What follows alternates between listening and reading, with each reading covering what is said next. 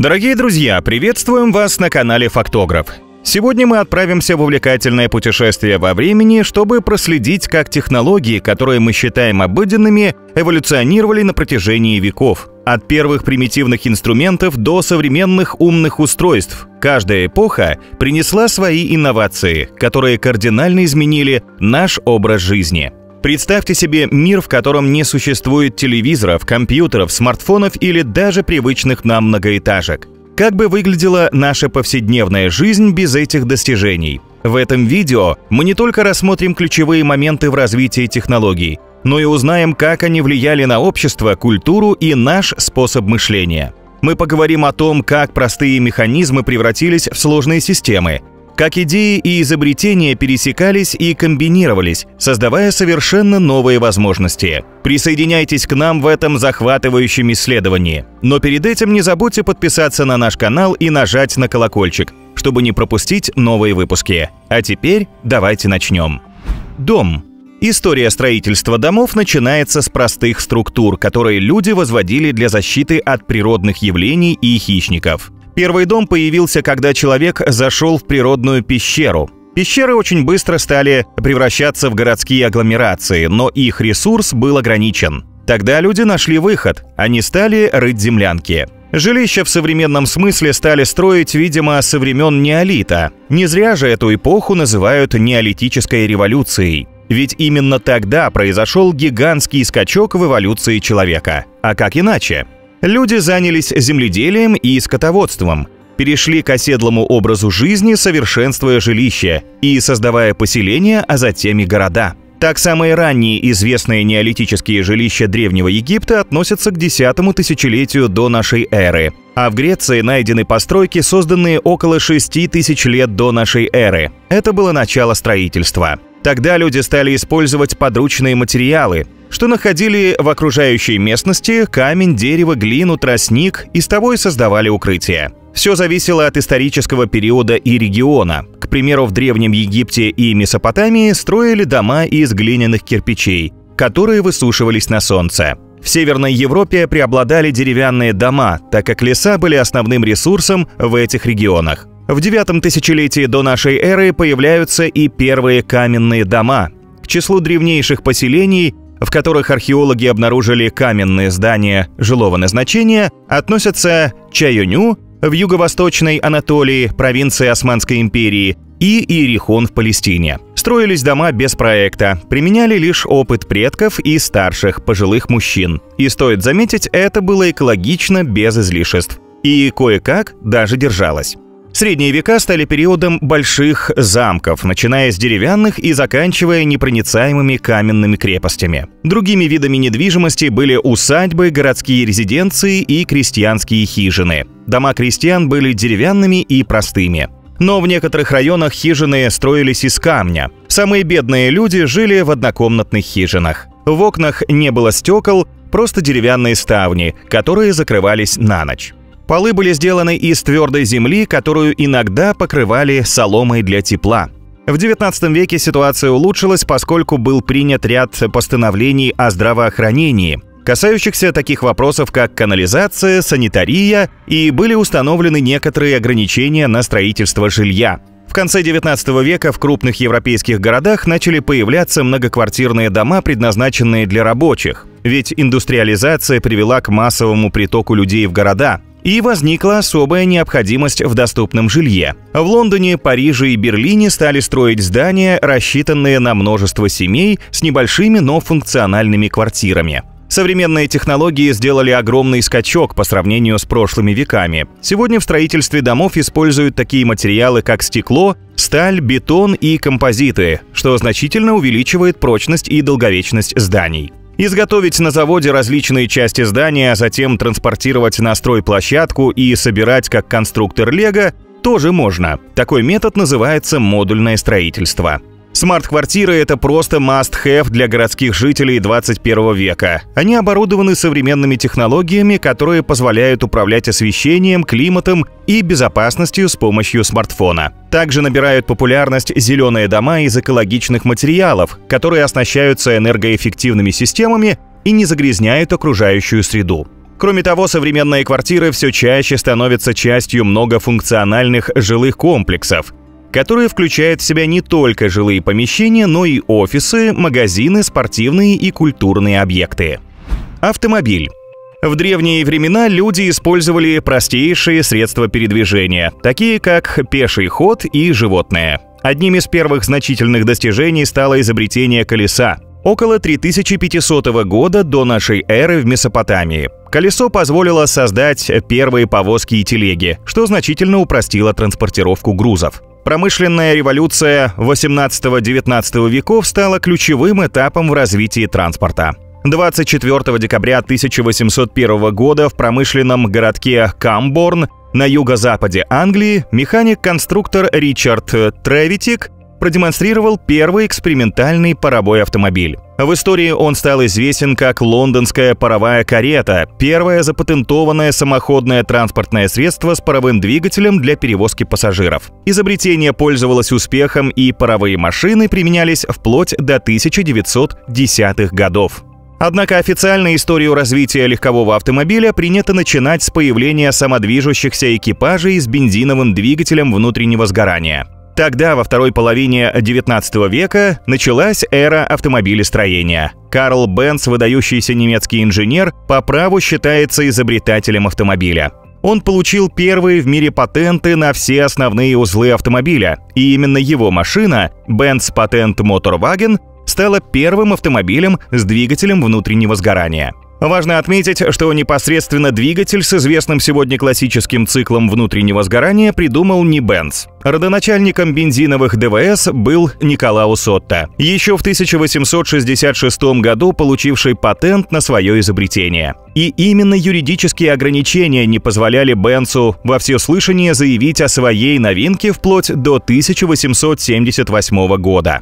Поначалу автомобили были предметом роскоши и стоили очень дорого. Однако со временем они смогли завоевать весь мир. Первой компанией, которая занималась производством и выпуском авто, стала французская организация Panhard и Levasseur. Они же первые начали использовать четырехцилиндровый двигатель. Следом появился Peugeot, Olds Motor Vehicle Company, Cadillac и Ford. Началась эра конвейерной сборки. Постепенно машина стала приобретать современный вид. В 1996 году мир увидел General Motors EV1, модель, которая стала первым в мире электромобилем серийного производства. Стоит упомянуть, что на самом деле электромобили существуют даже дольше, чем автомобили с двигателем внутреннего сгорания, но их популярность до недавнего времени сдерживалась недостатком возможностей. Электромобили на многие десятилетия перестали быть частью автомобильной промышленности, поскольку они стали более чем в 10 раз дороже, чем авто с двигателем внутреннего сгорания, и просто не выдержали конкуренции.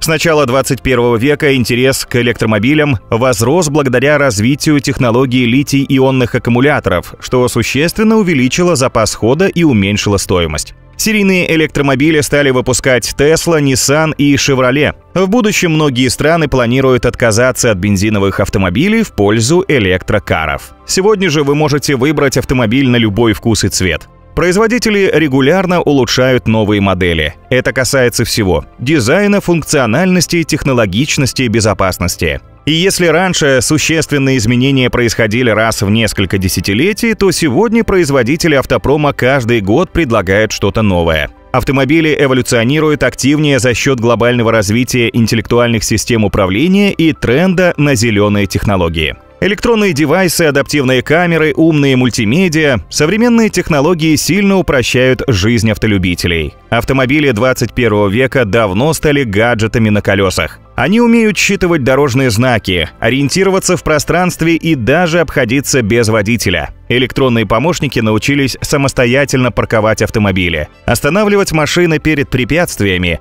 и помогать им уклоняться от возможного столкновения, самостоятельно прокладывать маршрут и вести автомобиль по нему. Компьютер.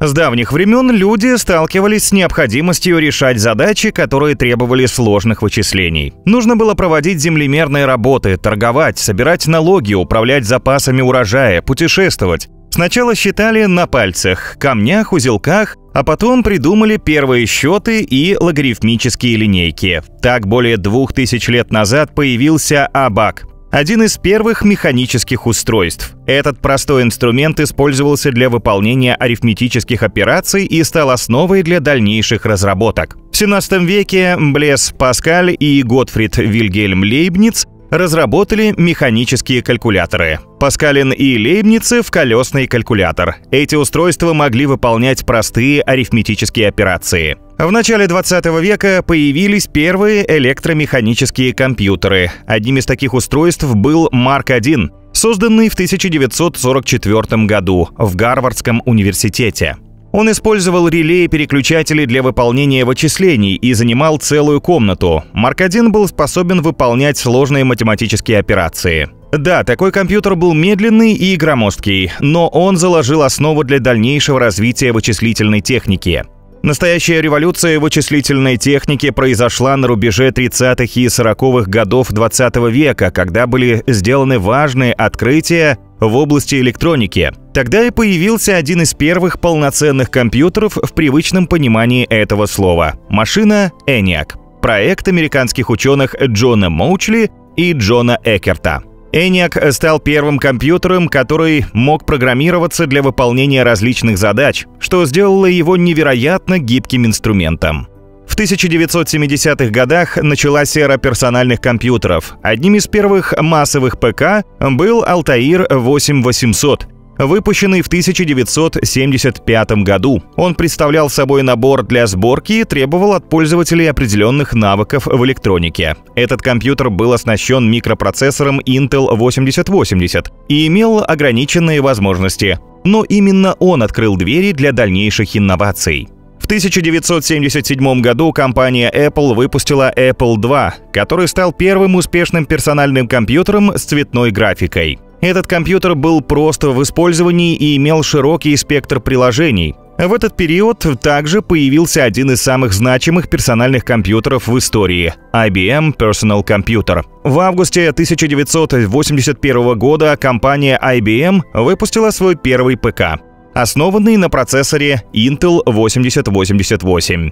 IBM PC стал стандартом для многих компаний и организаций. В 1980-х и 90-х годах персональные компьютеры стали доступными для широкого круга пользователей. Появились операционные системы, такие как Microsoft Disk Operating System и Windows, которые упростили работу. Эти операционные системы предоставили пользователям удобный интерфейс и множество приложений для различных задач. ПК стали использоваться не только в бизнесе, но и в домашних условиях для игр, обучения и работы. Следующие десятилетия принесли с собой улучшение архитектуры компьютеров, увеличение производительности, снижение размеров и стоимости устройств, а также множество новых инноваций. IBM и Microsoft продолжали играть важную роль на рынке ПК, но с появлением конкурентов, таких как компания Compaq, а затем Dell и HP, рынок стал более разнообразным. Но, как оказалось, совершенству нет предела, и тот вариант ПК, который мы используем сейчас, продолжает улучшаться.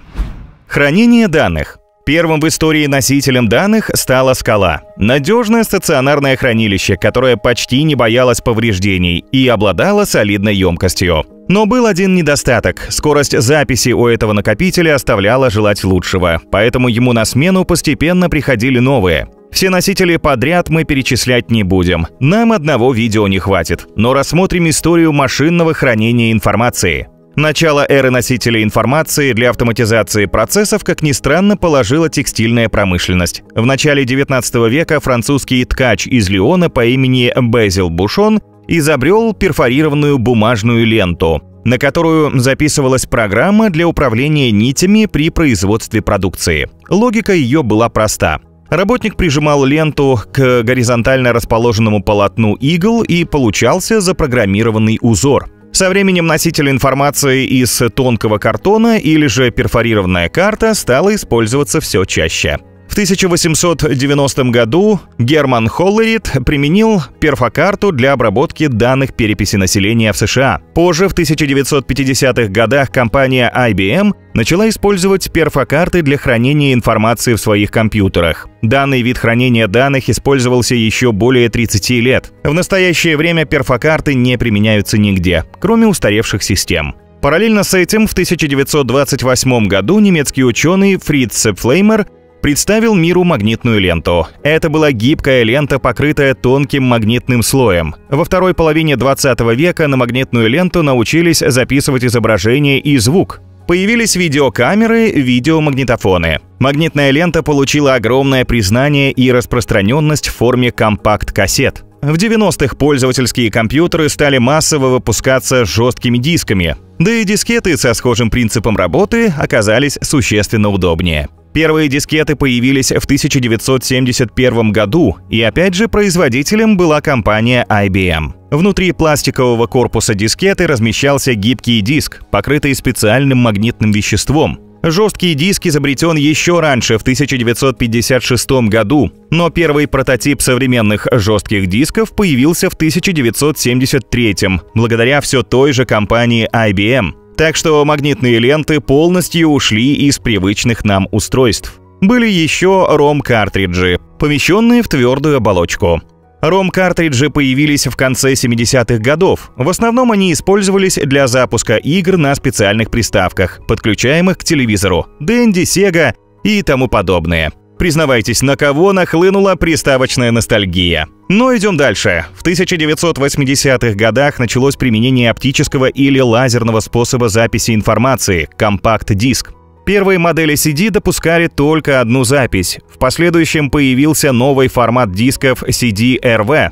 В 1996 году свет увидел DVD. Визуально и технически такие диски ничем не отличались от CD. Но изменилась технология записи. Объем носителя вырос до 4,7 гигабайт, а двухсторонние модели вмещали 17 гигабайт. В 1980-х годах компания Toshiba придумала новую технологию хранения информации – флеш-память NAND. Она приобрела популярность вместе с появлением цифровых камер в 1990-х годах. Сегодня есть множество форматов флеш-памяти, или, как в народе говорят, флешек, от карточек mini-SD, microSD до USB-накопителей. Карточки малого формата стали неотъемлемой составляющей смартфонов, цифровых фотоаппаратов и другой техники. В начале 2000-х годов стремительно ворвались в нашу жизнь облачные сервисы. Их возникновение стало возможным только благодаря развитию скорости интернета, росту вычислительной мощности и скачку возможностей сетевого оборудования. Облачные сервисы предоставляют доступ к хранилищу данных и ресурсам посредством интернет-соединения. Пользователи могут использовать эти ресурсы независимо от местоположения и типа устройства.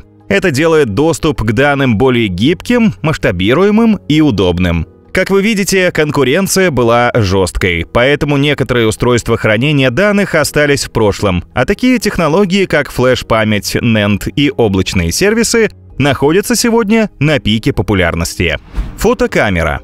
История фотокамер началась очень давно. Еще в самом начале 16 века германский астроном Иоганн Кеплер открыл законы преломления и отражения света. Впоследствии его теорию линз использовал Галилео Галилей в создании телескопа. Видеть через систему линз и зеркал человек научился, но зафиксировать это изображение не получилось. Только спустя 200 лет Жозеф Нисифор Ньепс смог сделать фотографические снимки, но для их получения требовалось до 8 часов экспонирования. Ньепс закреплял гравюры на камеру обскуру, предварительно нанеся на металлическую пластинку асфальтовый лак. Солнце все делало за него. Асфальтовый лак полимизировался и фиксировал изображение. Один из снимков Ньепса, датированный 1826 годом, сохранился до нашего времени. В 1861 году английский фотограф Томас Сеттон создал первый зеркальный фотоаппарат. Он представлял собой стоящий на штативе крупный ящик со специальной крышкой. Благодаря крышке свет не мог попасть внутрь, но через нее можно было вести наблюдение за объектом съемки. Еще одно важнейшее событие в истории фотоаппарата – появление фотопленки Kodak в 1889 году. А уже через 5 лет, в 1904 была изобретена специальная пластина для изготовления цветной фотографии. Придумали эти пластины братья Люмьер. Это стало настоящим прорывом в истории фотоаппарата. Бум увлечения фотографией начался в 1925 году, когда запустилось массовое производство фотоаппаратов Leica. Первый прототип такого фотоаппарата был создан в 1913 году Оскаром Барнаком, который использовал стандартную 35-миллиметровую кинопленку с размером кадра 24 на 36 мм. Следующим шагом в развитии фотографии стала камера компании Polaroid. Изобретатель из США Эдвин Лэнд впервые продемонстрировал Polaroid в феврале 1947 года на собрании Американского оптического общества. А 26 ноября 1948 года революционные фотоаппараты Лэнда появились в продаже под названием Polaroid Land Camera Model 95. Фото печатались моментально, сразу при фотографировании. Люди были в восторге. В 1963 году Polaroid выпустил цветную фотосистему, а в 1972 — знаменитую сухую фотосистему SX70, окончательно превратившую имя Polaroid на следующие несколько десятилетий в нарицательное. Дальше на сцену вышли японские производители. Ко второй половине 20 века такие названия, как Canon, Nikon и Pentax, знал уже весь мир. Их визитной карточкой стали зеркальные камеры. По сравнению с дальномерными, они позволяли буквально смотреть на мир через установленный объектив. Это ускоряло работу фотографа. Но японцам этого показалось мало. И в 1980-е в камерах появился и автофокус, который сам наводил объектив на резкость. Процесс фотографирования стал еще более простым и приятным. В 1981 году компания Sony выпустила первый цифровой фотоаппарат. Это устройство записывало изображения на дискеты, которые сейчас просто некуда вставить. Но в то время это считалось высочайшим достижением науки и техники. В 80-е годы примеру компании Sony последовали другие производители. Они также стали выпускать аналоговые камеры с маленьким расширением. Однако массовое производство таких аппаратов началось лишь в середине 90-х годов. В начале нулевых корпорации Sony и Samsung монополизировали рынок цифровых фотоаппаратов. Так называемые «мыльницы» вышли на первый план и стали соперниками профессиональной фототехники. Но их время длилось недолго, так как на смену им пришли камеры в смартфонах. Сейчас на рынке представлено большое разнообразие камер, начиная от устройства для съемки видео с лучшим автофокусом, заканчивая карманными камерами с отличным качеством изображения. Современные фотоаппараты снабжены большим количеством опций, которые с каждой новой моделью улучшаются. Почта. Тысячелетия назад для передачи сообщений на большие расстояния люди использовали звуковые и визуальные сигналы, бой барабанов и дым от больших костров. Там-тамы до сих пор используются для коммуникации некоторыми африканскими племенами. Следующие этапы развития почтовой связи произошли в Месопотамии, Египте, Греции, Персии, Китае и Римской империи. По дорогам зашагали первые гонцы, позднее они пересели на лошадей. Вести и письменные сообщения передавались по заранее установленным маршрутам по принципу эстафеты. Особое развитие такая система передачи вестей получила в Римской империи. И подобная почта просуществовала до середины первого тысячелетия нашей эры. Неудивительно, что это повлекло за собой развитие прообраза почтовой связи. В целом считается, что первое почтовое сообщение было отправлено порядка 5000 лет назад в Месопотамии в виде запечатанного глиняного письма. В средневековой Европе почта вновь начала развиваться благодаря королевским курьерам. На суше почтовые перевозки осуществлялись с помощью коней. По морю переправлялись на кораблях. В крупных центрах возникла сеть станций для перемены почтовых лошадей. В те времена использовалась фраза «statio posita in», которая означала «станция, расположенная в». Именно от слова «posita» произошло слово «пост» – «почта». Параллельно существовала монастырская и университетская почтовая связь. Курьеры от монастырей поддерживали связь между отдельными монастырями и главной церкви в Риме, между монашескими орденами и их братствами. С появлением железных дорог и телеграфа работа почтовых служб значительно ускорилась. В 1820 году, как официально считается, некий английский торговец бумагой по имени Бревер из Брайтона изобрел конверт. Спустя 20 лет в Великобритании была введена первая почтовая марка – «Черный пенни», что упростило и ускорило процесс отправки писем. После этого международные почтовые реформы XIX века сделали почту общедоступной и чем-то привычным для всех. В 1874 году был создан Всемирный почтовый союз, который стандартизировал международные почтовые операции. В 20 веке, благодаря появлению новых технологий, почта пережила значительные изменения. Появились воздушные почтовые перевозки, что еще более сократило время доставки. Почтовые отделения начали автоматизировать процессы обработки корреспонденции, благодаря чему возросла эффективность. После Второй мировой войны почтовая индустрия активно развивалась во всем мире, в частности из-за массовой отправки коммерческих товаров.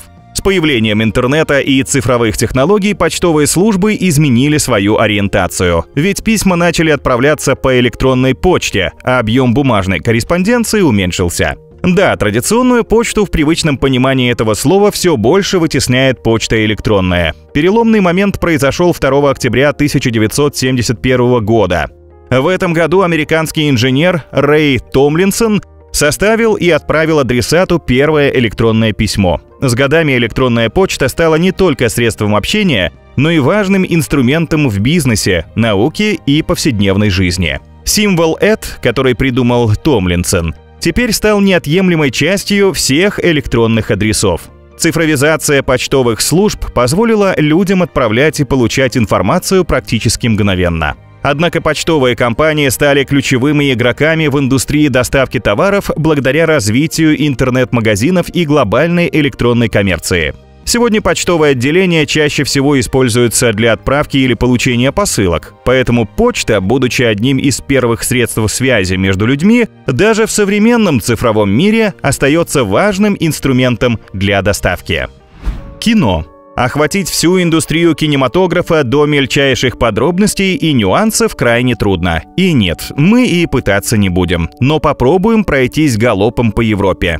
Изобретателями кино принято считать Луи Жана и Огюста Люмьеров. 28 декабря 1895 года они провели первый киносеанс в Гранд-кафе на бульваре Капуцинок в Париже. Там братья Люмьер показали зрителям несколько картин длиной в 40-45 секунд. А год спустя они продемонстрировали уже свой знаменитый фильм «Прибытие поезда». На самом деле, первых в истории публичных кинопоказов на 1895 год пришлось несколько, как в Европе, так и за океаном. Однако титул первопроходцев навечно закрепился именно за братьями Люмьер. Их камера была легкой и мобильной, а ее запатентованное название «синематограф» стало наименованием целого направления в искусстве. До большого кино, конечно, еще далеко, но первый шаг уже сделан. Оставалось всего ничего – сделать фильмы цветными, добавить звук и увеличить хронометраж. Когда изобрели синематограф,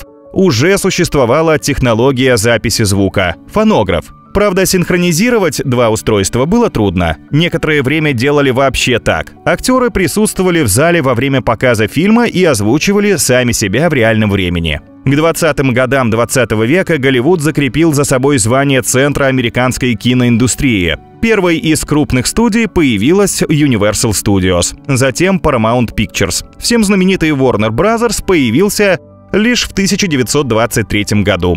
И уже немного после были созданы не менее именитые на сегодняшний день киностудии Metro-Goldwyn-Mayer и Columbia Pictures. В 1927 году произошел настоящий прорыв. В Голливуде был представлен первый фильм со звуком «Певец джаза». Это была настоящая революция. Также в этот период успехом пользовались комедии, в том числе немые фильмы с Чарли Чаплином в главной роли. Однако со временем немые фильмы остались в прошлом. Голливуд понял, что звук приносит большие деньги, и студии полностью переключились на звуковое кино. В 1930-х годах были разработаны технологии, позволяющие создавать цветные фильмы. Первые эксперименты с цветом в кино были проведены путем ручной раскраски кадров. Однако с появлением длинных фильмов и массового производства ручная раскраска была заменена механизированными процессами тонирования. Одним из первых цветных фильмов, завоевавших огромную популярность, был «Унесенные ветром». Однако устойчивый перевес цветного кино перед черно-белым стал складываться лишь в 60-е и 70-е. Кроме того, постепенно улучшились характеристики пленки, повысилась ее светочувствительность, что позволило обходиться без дополнительных подсветок, снимать в более сложных условиях. А затем под давлением конкуренции со стороны телевидения в США усилилась тенденция к созданию дорогих с большим числом спецэффектов и декораций фильмов, блокбастеров. Последние самые значительные нововведения в кино связаны с началом широкого использования компьютерной техники. Одним из наиболее передовых в плане тотального использования компьютерной графики оказался фильм «Матрица». Компьютерные эффекты наряду с глубоко продуманным сценарием обеспечили картине огромный успех. Захватывающие спецэффекты, потрясающая игра актеров, шикарные пейзажи, интригующие сюжеты – все это впечатляет. Но сейчас мы избалованы компьютерными спецэффектами, суперсовременными системами передачи звука и изображения. Даже технология 3D уже кажется нам слегка устаревшей. Сегодня компьютерная графика, позволяя легко осуществлять незаметное на экране смешивание снятого с натуры и улучшенного при помощи компьютера изображения, задает новые стандарты зрелищности и реалистичности. А ведь от появления первых фильмов, длящихся всего 1,5 минуты, прошло чуть больше 100 лет. Однако за это время кино стало популярным во всех странах, а процесс его создания – одним из самых выгодных видов бизнеса. Часы. Еще с древних времен человечество пыталось измерить время. Сначала это были примитивные способы, попытки определить временные промежутки по ночному и дневному светилам или наблюдения за природой. Например, определять раннее утро по цветам. Первым приспособлением, которое по своим функциям отдаленно напоминало современные часы, стали солнечные часы. Они назывались гномон или представляли собой воткнутый в землю шест, который по нарисованной шкале показывал передвижение Солнца с помощью тени. Чуть позже в Египте были изобретены водяные часы клепсидры. Механизм работал на основе вытекающей воды. Она заполняла резервуар, и по уровню его заполненности и определялось время. Начиная с XIV века в летописях упоминаются песочные часы. На тот период времени они были достаточно точными, недорогими и устойчивыми к влиянию температуры, не требовали наличия солнца и отличались компактностью. Песочные часы пользовались популярностью достаточно долго, однако со временем их вытеснили механические модели. Первые механические часы были созданы в Европе на рубеже XIII-XIV веков. Автор изобретения, к сожалению, остался неизвестным. На вид это были огромные тяжеловесные башенные часы, которые приводила в действие гиря, подвешенная на канате к ведущему валу механизма. Регулятором хода был так называемый шпиндель, представляющий собой коромысло с тяжелыми грузами, установленное на вертикальной оси, которая по очереди вращалась то вправо, то влево. Точность хода подобных часов была низка. Суточная погрешность превышала 60 минут. В XVI веке были созданы первые карманные часы с пружиной вместо гиря. Они имели существенный недостаток. В них не было маятника, и поэтому они были неточными. Решение нашел голландский ученый Христиан Гюйгенс. В XVII веке он придумал пружинный аналог маятника, и карманные часы из бесполезной игрушки превратились в точный и функциональный предмет. В конце XIX века появились первые наручные часы, но аристократы пользовались только карманными, пристегнутыми цепочкой к жилетке. Только к 20-30 годам XX века наручные часы стали массовым продуктом, а карманные указывали на высокий социальный статус владельца. В 1927 году канадский изобретатель Уоррен Маррисон создал первые кварцевые часы. Кварцевые часы работают от батарейки. Она взаимодействует с электронным блоком, основой которого являлся кристалл кварца. Первые кварцевые часы были громоздкими, занимали целую комнату и весили сотни килограммов. Годы кропотливых исследований и экспериментов привели к миниатюризации технологии. В 1969 году японская компания Seiko выпустила первые кварцевые мужские наручные часы Seiko Quartz Astron 35 SQ. Да, поначалу часы стоили как автомобиль, но потребовалось всего несколько лет, чтобы цены стали более доступными для среднего потребителя. Однако со временем люди перешли к еще одной новинке – электронным моделям. Первые настоящие электронные часы с дисплеем появились в 1970 году. Сегодня часы – это не просто прибор для определения времени, это и удобный гаджет, и дополнение к стильному образу, и показатель материального достатка. Вы можете выбрать как классические кварцевые или механические часы, так и ультрасовременные смарт-часы. Смарт-часы – это электронное устройство, которое дополняет смартфон или полностью заменяет его. Такие девайсы – ПК, которые носятся на руке. Они отслеживают спортивные показатели, сообщают о вызовах, СМС, оповещениях в соцсетях и календарных событиях. Поддерживают Bluetooth, Wi-Fi, GPS, а также обладают и другими уникальными функциями. Полученные сведения отображают в виде информации на экране. Технологии настолько эволюционировали, что обычное устройство для ориентировки во времени превратилось в личного помощника. Наушники. Для нас наушники давно стали предметом первой необходимости. Кому-то удобны беспроводные, кто-то фанатеет по джеку 3.5, а некоторые и вовсе видят в них целое хобби и собирают коллекцию. Но с чего вообще все начиналось?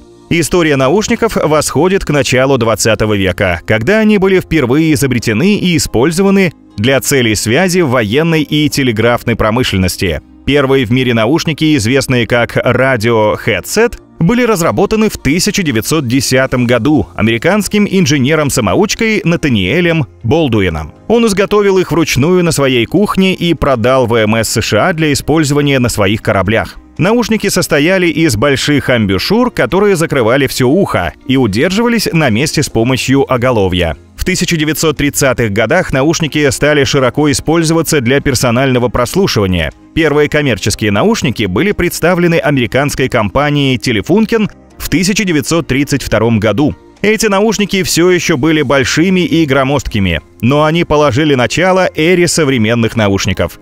Они были разработаны для ношения радистами, которые могли использовать их для прослушивания передач во время работы. В 1937 году немецкая компания Beyerdynamic выпустила первые в мире динамические наушники DT48. Этот девайс обеспечивал гораздо более высокий уровень громкости и лучший звук, чем радиогарнитура Болдуина. Наушники Beyerdynamic сохранили базовый дизайн радио-хедсет, но существенно улучшили комфорт при ношении. DT48 — это был настолько большой прыжок в будущее, что эту модель производили вплоть до 2012 года с небольшими модификациями и улучшенным звуком. А Beyerdynamic и поныне является одним из главных производителей студийных наушников. 1950-е годы ознаменовали новую эру личного удовольствия от прослушивания благодаря нескольким ключевым событиям – росту доходов, изобретению стереосистемы и появлению пластинок. В 1958 году американский джазовый музыкант Джон К. Кросс воспользовался этими тенденциями и представил первые в мире стереонаушники SP3. Наушники обещали слушателю звук, приближающийся к живому прослушиванию оркестра. Чтобы изобретение имело смысл, Джону Коссу даже пришлось убедить производителей аудиотехники включить в их устройство стандартизированные разъемы для наушников.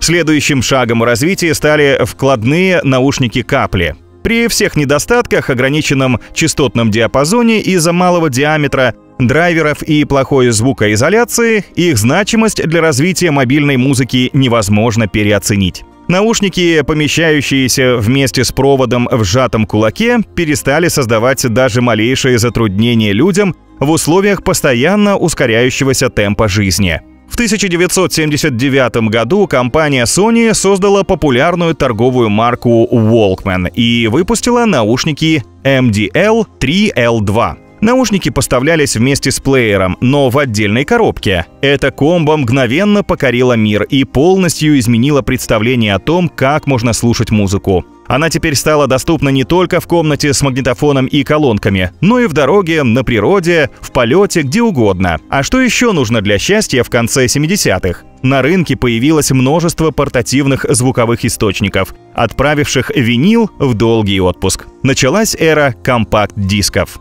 К концу 90-х начали появляться MP3-плееры, позволяющие хранить во внутренней памяти сразу несколько альбомов. На этом пути революционным продуктом стал Apple iPod в 2001 году. Apple не только произвела фурор в прослушивании музыки, благодаря своему интуитивно понятному пользовательскому интерфейсу, но и заменила наушники, которые все использовали с момента появления Walkman. Яблочные наушники отличались высоким качеством и строгим стильным дизайном. Белые, глянцевые, эстетичные. В 2000-х и 2010-х годах развитие беспроводных технологий произвело революцию в индустрии наушников. Были представлены беспроводные наушники, которые подключались по Bluetooth. Теперь слушатели могли наслаждаться музыкой и звуком, не будучи привязанными к своим устройствам. В 2020-м мы вновь переживаем революцию персонального звука, так как современные устройства давно вышли за рамки воспроизведения звука. По сути, у нас в ушах компьютеры, помогающие нам в работе, отдыхе, отслеживающие наше самочувствие, напоминающие о задачах и прочее. Робототехника. Прикладная наука, занимающаяся разработкой и использованием роботов, имеет гораздо более долгую историю, чем может показаться. Первые механические устройства, которые можно назвать родоначальниками роботов, создавались еще в древнем мире. Например, в Илиаде Гомера говорится, что бог Гефест сделал из золота говорящих служанок, придав им разум, то есть искусственный интеллект и силу. А древнегреческому механику и инженеру Архиту Таринскому приписывают создание механического голубя. На закате эпохи Средневековья великий Леонардо да Винчи в своих зарисовках предлагал много различных механизированных конструкций. Среди них можно выделить закованного в латы и механизированного рыцаря, который мог двигать руками, поворачивать шею и даже открывать рот. Но гораздо дальше зашел Жак де Вокансон. В XVIII веке он изобрел механическую утку, которая умела махать крыльями, клевать зерно и испорожняться, а также автоматического музыканта, который мог играть на флейте. Само слово «робот» впервые появилось в пьесе Карла Чапека «R.U.R.» «Россумские универсальные роботы» в 1920 году. В своем произведении автор рассказывал о фабрике по производству искусственных людей из плоти и крови, которые могли мыслить. В центре истории описывался такой вариант развития событий, как уничтожение роботами всего человечества. Пьеса была несколько раз экранизирована и, по сути, дала дорогу множеству фантазий людей на тему роботов. Ввиду научно-технического прогресса развитие робототехники стало происходить ускоренными темпами именно в 20 веке. Так, в 1950-х годах началось активное внедрение на производство манипуляторов. Так, под конец 50-х годов американский инженер Джозеф Энгельбергер и изобретатель Джордж Девилл представили миру производительного робота Unimate 001. Впоследствии механизм был несколько раз усовершенствован и появился первый робот для сборки автомобилей. Его установили на одном из заводов General Motors для помощи в литье деталей. В 60-х годах появился Шейки – первый мобильный робот со способностью анализировать свои действия. Над его созданием годы трудились ученые в Стэнфорде. Этот робот был не только напичкан различными датчиками и механизмами, но уже почти умел рассуждать. Команды, которые давал человек, робот был способен делить на составляющие части, а затем планомерно по шагам исполнять их. Важным технологическим прорывом стало изобретение первого микроконтроллера в 1971 году компанией Intel. Микросхема Intel 4004 позволила создавать более сложные и компактные системы управления для роботов, заменив громоздкие системы и тем самым ускорив развитие робототехники. Этот шаг стал важной вехой на пути к созданию современных автономных роботов, которыми мы пользуемся сегодня. В 1982 году в IBM разработали официальный язык для программирования робототехнических систем, а спустя 2 года компания Adept представила первый робот Скара с электроприводом. Новая конструкция сделала роботов более простыми и надежными, сохранив высокую скорость. В современном обличии роботы появились в 1999 году, когда компания Sony выпустила робота-собаку по кличке Аибо. Собака вела себя как живой организм и умела выполнять практически все собачьи команды. Сегодня автоматизированным помощником, к примеру, роботом-пылесосом, никого не удивишь. Даже мобильное роботизированное устройство, предназначенное для восполнения утраченных человеком функций, становится вполне обычным явлением. Однако современная робототехника способна производить не только устройства, действующие на заранее заложенной в их систему управления программе, но и человекоподобных роботов, которые копируют внешность и возможности людей. Выглядеть и действовать как человек – главное назначение такого робота. Кроме того, человекоподобный робот обладает искусственным интеллектом, может обрабатывать визуальную информацию и идентифицировать речь и жесты людей.